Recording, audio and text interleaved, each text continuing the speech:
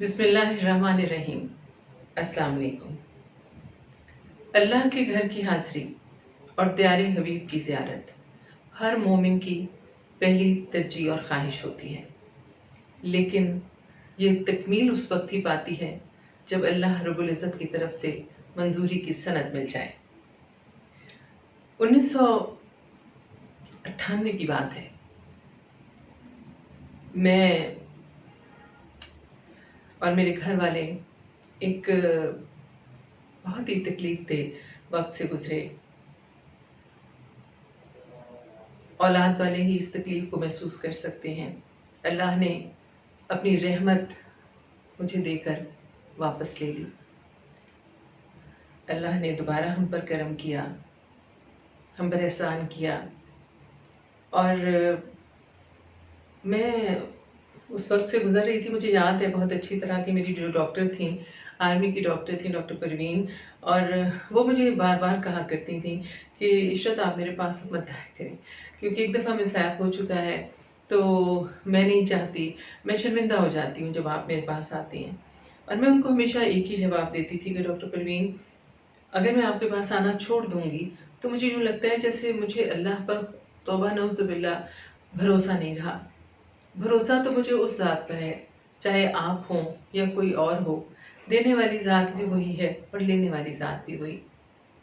ہم نے ایک دن ایسے ہی گھر میں بیٹھے بیٹھے ثاقب صاحب نے مجھے کہا عمرہ کرنے چلیں۔ میں نے فوراً جواب دیا کہ چلتے ہیں۔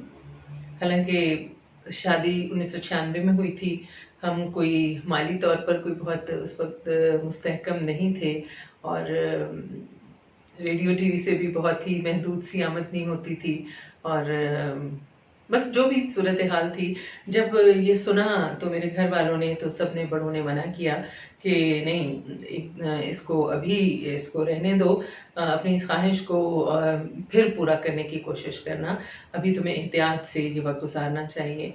اور میرے دل اور دماغ میں صرف ایک ہی بات تھی، اور میں ایک ہی بات اپنے والدین کو، اپنی امی کو، اپنے بڑوں کو، اپنے پیاروں کو یہی کہتی تھی کہ مجھے صرف اس ذات پر یقین ہے۔ اگر کوئی خوشی میرے پاس نہیں رہی تو وہ بھی اللہ کی وجہ سے نہیں تھی، اور اب اگر میں دوبارہ اس کو حاصل کرنے جا رہی ہوں تو وہ بھی دینے والا بھی وہی ہے۔ اگر میں نہیں جاؤں گی، جس کے پاس میں جا رہی ہوں اسی نے مجھے دینا ہے، اسی نے مجھے نوازنا ہے، تو میں بالکل یہ فیصلہ نہیں کر سکتی کہ مجھے وہاں نہیں جانا، مجھے جانا ہے۔ اور بہر طور ہم نے تیاری شروع کی، اور تیاری تو ضروری تھی کیونکہ ہمیں سند مل چکی تھی اس ذات پاک کی جانب سے۔ تو ہم لوگوں نے سب سے پہلے تو پاسپورٹ بنوانے کا ہمارا مرحلہ ہوا۔ مجھے یاد ہے بہت اچھی طرح کہ ثاقب صاحب نے مجھے کہا کہ اپنے دفتر سے، ٹیلی ویژن سے ایک خط لے لو، وہ پتہ نہیں NOC شاید ہوتا ہوگا، تو پرانی بات ہے تو مجھے یاد نہیں، میں بھی اب بوڑھی ہونے لگی ہوں تو مجھے بہت ساری چیزیں بھول جاتی ہیں۔ تو میں نے دفتر میں جا کر کہا اپنے جو ڈائریکٹر تھے ان سے کہ مجھے NOC کا لیٹر چاہیے، مجھے پاسپورٹ بنوانا ہے۔ تو انہوں نے مجھے کہا کہ بی بی یہ تو بہت ہی لمبا چوڑا اس کا پروسیس ہے، پورا ایک ڈپارٹمنٹ ہے، آپ وہاں جائیے، درخواست دیجیے، اور پھر اس پروسیس کو پورا کرتے ہوئے وہ آپ کو لیٹر دے دیں گے۔ تو کافی طویل پروسیس تھا، اور جس سے مجھے کافی مایوسی بھی ہوئی، اور میں نے گھر آ کر ثاقب صاحب سے کہا کہ مجھے نہیں لگتا میں نے یہ لیٹر لے پاؤں گی۔ تو بہت میرا موڈ بھی خراب ہوا، دل بھی خراب ہوا۔ تو ثاقب صاحب اگلے دن گئے پاسپورٹ آفس، اور واپس آئے تو میرا پاسپورٹ جو ہے وہ تیار ہو گیا تھا، کیونکہ کہنے لگے کہ وہ وہاں پہ جو پاسپورٹ بنانے والے صاحب تھے انہوں نے تمہاری تصویر دیکھی، اور انہوں نے کہا یہ تو عشرت فاطمہ ہیں جو خبریں پڑھتی ہیں، تو ان کے لیے لیٹر کی ضرورت نہیں ہے، میں بنا دیتا ہوں۔ بڑی مہربانی ان کی، انہوں نے مجھے لیٹر بنا دیا، میرا پاسپورٹ بن گیا۔ اس کے بعد پیسے جوڑنے کا مرحلہ تھا۔ تو ثاقب صاحب مزاج کے بہت ہی الحمدللہ اللہ کا کرم ہے کہ اچھے انسان ہیں، بہت ہی اچھے انسان ہیں، اور اگر میں غلط نہ کہوں تو میں کبھی کبھی یہ بات سوچتی ہوں کہ اس لیے نہیں کہ وہ میرے شوہر ہیں، چونکہ وہ میرے شوہر ہیں، چونکہ وہ میرے قریب ہیں، اس لیے میں ان کے کردار کے بارے میں، ان کے مزاج کے بارے میں ایک بہتر رائے جو ہے وہ قائم کر سکتی ہوں۔ میں اکثر سوچتی ہوں کہ اگر کوئی فرشتہ ہوتا تو وہ کیسا ہوتا، ان کے جیسا ہوتا یا ان جیسا نہ ہوتا تو ان کے قریبی ضرور ہوتا. انہوں نے ہمیشہ لوگوں کی بہت مدد کی اور اس دن وہ بیٹھ کر سارا دن جو ہے وہ ٹیلی فون پر لوگوں کو فون کرتے رہتے تھے ان دنوں. اور جہاں جہاں انہیں یاد آتا تھا کہ میں نے فلاں کی گاڑی ٹھیک کرائی، فلاں کو میں نے اس لیے پیسے دیے تو مگر پیسے میں کہیں سے واپس نہ ملے. باہر تو جوڑ توڑ کے ہم نے پیسے کیے کسی طرح بھی. اور بالکل جانے سے کچھ ہی دن پہلے 2 یا 3 دن پہلے ایک 5,000 کا بانڈ نکلا ہمارا. تو جو ہم ان دنوں کیش نہیں کروا سکتے تھے، لیکن 5,000 وہ ہمارے لیے ان دنوں بہت بلیسنگ تھے، نعمت تھے اللہ کی. تو ثاقب صاحب نے دفتر میں کسی صاحب کو دیے وہ پیسے، اور وہ کیا کہتے ہیں بانڈ دیا اور اسے پیسے لے لیے. ابا جی نے مجھے کچھ پیسے دیے کہ یہ بیٹا وہاں پر خرچ کر لینا. وہ بھی ہمارے لیے بہت قیمتی تھے. ہم نے سوچا کہ ہم وہاں سے سوائے کھجوروں کے اور پانی کے اور کچھ تسبیحوں کے کچھ نہیں خریدیں گے، اور اپنی والداؤں کے لیے، وہ اپنی والدہ کے لیے، میں اپنی والدہ کے لیے ایک ایک سوٹ لے لیں گے. ہم یہاں سے تیار ہو رہے تھے، ہمیں لوگ مشورے دے رہے تھے، ہمیں ہدایات مل رہی تھیں کہ ہم ثاقب صاحب کے دفتر میں ایک صاحب تھے، انہوں نے ہمیں بہت ہی زیادہ کاغذ پہ لکھ کے دیا. میرے نانا جی ان دنوں حیات تھے، انہوں نے مجھے کاغذ پہ بلٹس بنا کے دیے کہ یہ زیارتیں ہیں، یہاں جانا، اور اس طرح سے عمرے کا جو ہے وہ طریقہ کار ہے، اس طرح سے تم نے اس کو کرنا ہے. عمرے کی ادائیگی کا کتابیں لیں ہم نے، اور اس کے کچھ کپڑے بنائے جانے کے لیے. اور مجھے بہت اچھی طرح یاد ہے خالد حمید صاحب نے مجھے عمرے کا طریقہ بتایا، اور مجھے ان کی طرف سے بھی بہت ہی اچھی باتیں ملی. لائک انہوں نے کہا کہ تم لوگ رمضان المبارک کے آخری عشرے میں جا رہے ہو، تو یہ جو افطاری ہوتی ہے وہاں کے لوگ جو ہیں وہ اپنے بچوں کو لے کر آتے ہیں، فیملیز کو لے کر آتے ہیں، اور وہاں پہ جو عمرے کے لیے ادائیگی کے لیے لوگ آئے ہوئے ہوتے ہیں ان کے لیے افطاری لاتے ہیں، ان کے ساتھ مل کر افطاری کرتے ہیں. تو یہ اس لیے نہیں ہے کہ تم لوگوں کے پیسے بچیں گے، یہ ان کی محبت کا جواب محبت سے دینا ہے کہ ان کے ساتھ بیٹھ کر افطاری کرنا. اور چپلوں کا دھیان نہ رکھنا کیونکہ وہ ایک بہت مشکل کام ہوتا ہے. چپلیں جو بھی لے کے جاؤ یہاں سے بس وہاں چھوڑ دینا، نکلو تو جو چپل ملے وہ پہن لینا، تو تاکہ اسی میں نہ لگے رہو کہ جی چپل کھو گئی. اور اس کے بعد مجھے مونا جو ہیں ان کی خالد صاحب کی مسز، انہوں نے مجھے اپنا ڈارک گرے کلر کا گاؤن تھا جو وہ میرے پہن کے گئی تھیں، تو انہوں نے مجھے دیا کہ عشرت یہ گاؤن جو ہے وہ تم لے لو، استعمال کرنا. مجھے بہت اچھا لگا، اور اب سے کچھ عرصہ پہلے تک وہ گاؤن میرے پاس موجود تھا. میرے گھر جو بچے ہوتے ہیں عاشق اور عابد 2 بھائی، تو انہوں نے پلان کیا کہ وہ اپنی والدہ کو عمرے کے لیے لے کے جائیں گے. تو میں نے عاشق کو وہ گاؤن دیا، اور میں نے کہا یہ اپنی امی کو میری طرف سے تحفہ دینا، اور انہیں کہنا کہ آپ یہ گاؤن جو ہے عمرے پہ پہنیں گی، اور جب آپ پہن لیں گی تو آپ کسی اور ایسی بہن کو یہ دے دیجیے گا جو عمرے یا حج کے لیے جا رہی ہوں.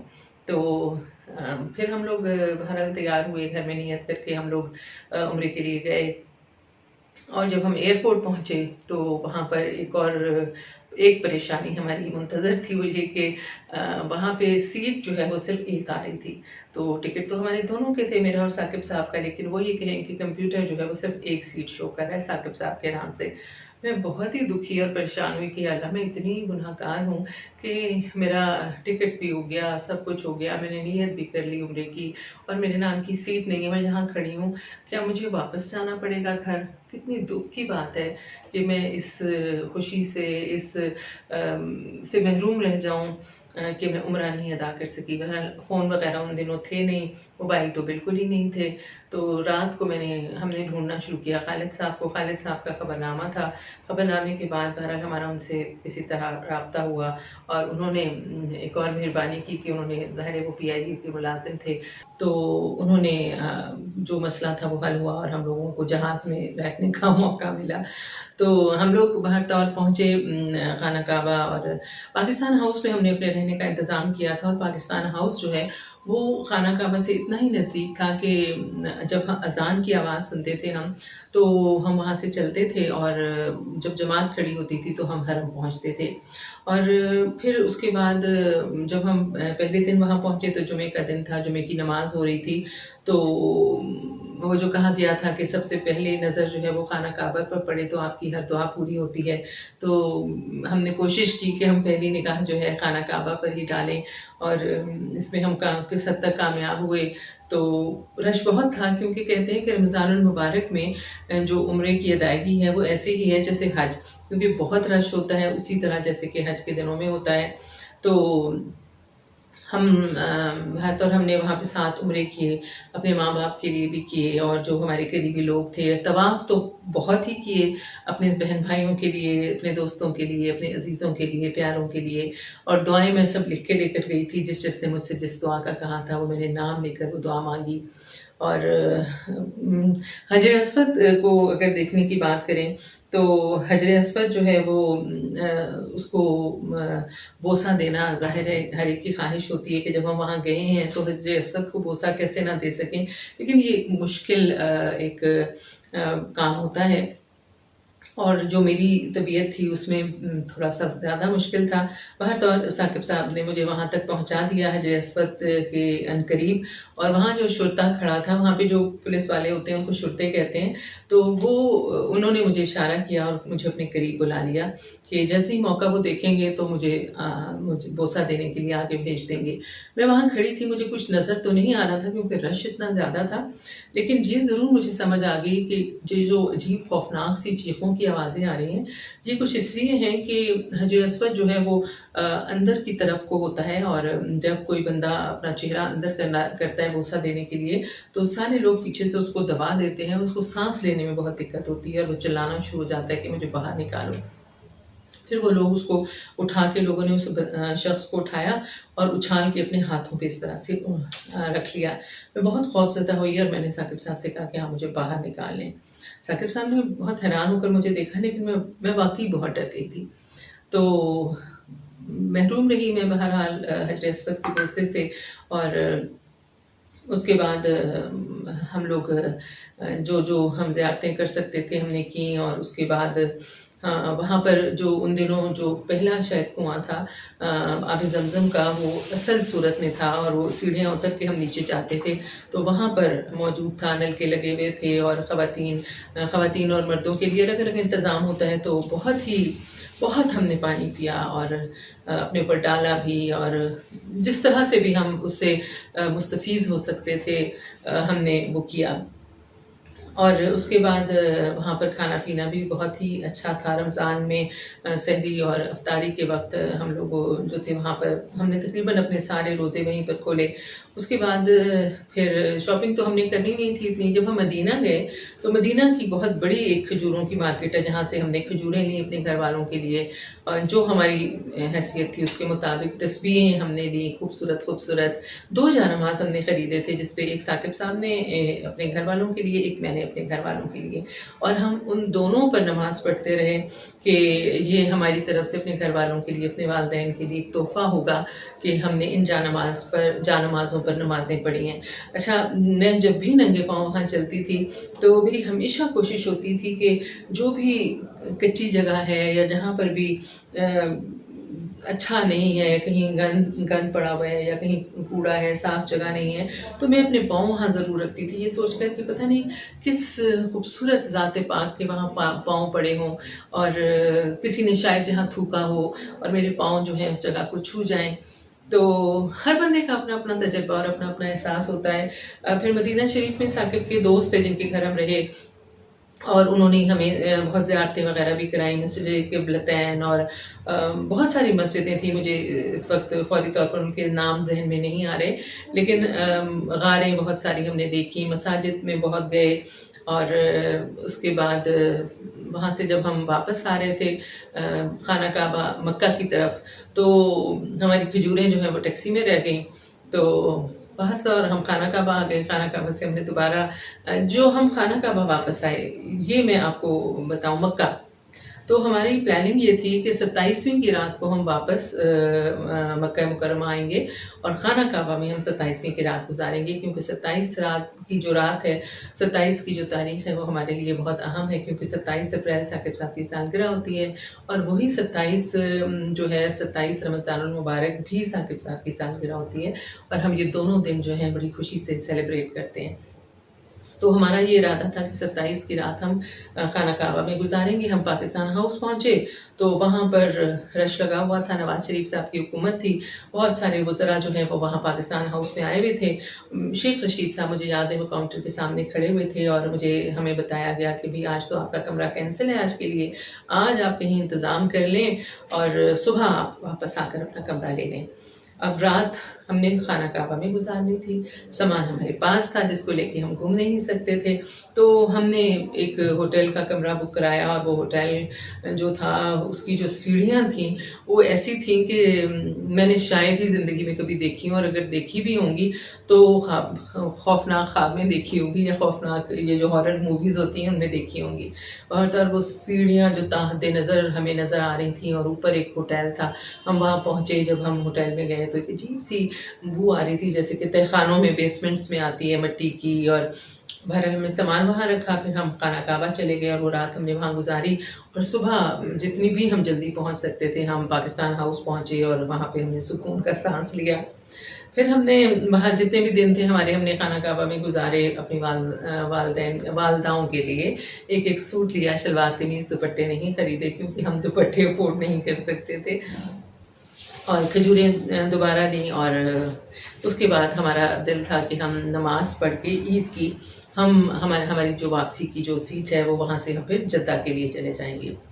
عید کے دن جب صبح میں اٹھی اپنے کمرے کی کھڑکی سے میں نے دیکھا تو جناب دور دور تک تا حد نظر گاڑیاں ہی گاڑیاں مجھے نظر آ رہی تھیں, لوگ, بچے اچھے کپڑے پہنے ہوئے. میں نے فوراً ثاقب صاحب کو اٹھایا کہ ثاقب یہ تو فجر کے ساتھ ہی مجھے لگتا ہے عید کی نماز ہو رہی ہے, یہ لوگ فجر پڑھ کے نہیں جاتے ہوں گے گھروں کو, یہ یہیں رہتے ہیں, یہ تو ابھی صبح صبح یہاں اتنا رش ہے, جگہ نہیں ہے. ہم نے خیر سامان اپنا پیک کیا ہوا تھا, ہم فوراً نکلے وہاں اور خانہ کعبہ کی طرف ہم پہنچے. تو عید کی نماز پڑھی ہم نے, اور اس کے بعد ہم وہیں سے ہمارا ارادہ تھا کہ اب ہم جدہ چلے جائیں گے. ثاقب صاحب نے مجھے کہا کہ تم بیٹھ جاؤ یہاں پر خانہ کعبہ کے سامنے سیڑھیوں پر اور میرا انتظار کرو سامان کے پاس بیٹھ کے, میں آب زمزم لے کر آتا ہوں. تب آب زمزم کا کوئی مسئلہ نہیں تھا, آپ کو خود بھرنا پڑتا تھا, آپ جتنا مرضی چاہیں آب زمزم اپنے ساتھ لے جا سکتے تھے. ثاقب صاحب آب زمزم لینے کے لیے چلے گئے اور میں وہاں بیٹھی تھی, اور میرے اور خانہ کعبہ کے سامنے کچھ بھی نہیں تھا. عید کی نماز ہو چکی تھی, رش بہت کم تھا, لوگ ظاہر اپنے اپنے گھروں کو جا چکے تھے, بس میں تھی اور میرے اللہ کا گھر تھا. دیکھتی رہی اور پھر جیسے ہی مجھے یہ احساس پیدا ہوا کہ اب سے کچھ ہی دیر میں یہاں سے چلی جاؤں گی, یہ گھر میری نظروں سے اوجھل ہو جائے گا, اور نہ جانے دوبارہ مجھے کبھی آنا نصیب ہو یا نہ ہو. میری آنکھوں میں آنسو آ گئے اور میں رو پڑی, بہت روئی. اچانک ایک خاتون نے میرے کندھوں پر ہاتھ رکھ کر پوچھا, تمہارا بچہ کھو گیا ہے؟ میں نے کہا جی. بچے نے کیا کھونا تھا, میرا تو سبھی کچھ کھو گیا تھا. یہ بات وہی لوگ محسوس کر سکتے ہیں جو وہاں سے واپس آئے ہوں. وہاں جانا تو سب چاہتے ہیں, واپس آنا کوئی نہیں چاہتا. ہر شخص کی خواہش ہوتی ہے کہ بس یہیں رہ جاؤں, یہیں دم نکل جائے. واپس آئے ہم, اور والدین ہمارے بہت خوش ہوئے. جو کچھ ہم انہیں دے سکتے تھے ہم نے, جو تھوڑے بہت تحائف تھے وہ ان تک پہنچائے, کھجوریں, تسبیح, جانمازیں. اور کچھ ہی عرصے کے بعد جب یہ کھجوریں ختم ہوئیں تو ہماری پرانی کھجوریں واپس آ گئی. پتہ چلا کہ وہ جو ٹیکسی کے ڈرائیور تھے ان کو یاد رہا کہ انہوں نے ہمیں کہاں سے لیا تھا, انہوں نے وہاں پہ وہ کھجوریں پہنچائیں, اور پھر وہ کھجوریں ہم تک پاکستان پہنچیں. یوں ہم نے بہت کھجوریں کھائیں اور کھلائیں بھی. اس خوبصورت سفر کے بعد, اس حسین سفر کے بعد, اللہ تعالیٰ نے مجھے میرے بیٹے محمد شامل کی شکل میں تحفہ دیا. اور میں یہ سمجھتی ہوں, مجھے یقین ہے کہ وہ میرے یقین کا تحفہ تھا, وہ اللہ پر یقین کا تحفہ تھا. ہر مسلمان, ہر مومن اللہ پر یقین رکھتا ہے, اور یہ یقین اتنا مستحکم ہے ہر ایک کا کہ اس یقین نے ہمیں بہت بہت کامیابیاں دلائی ہیں. تو بس یہی کہوں گی، کوئی بھی وقت ہو، کیسا بھی وقت ہو، اللہ پر یقین رکھیں۔ بہت شکریہ۔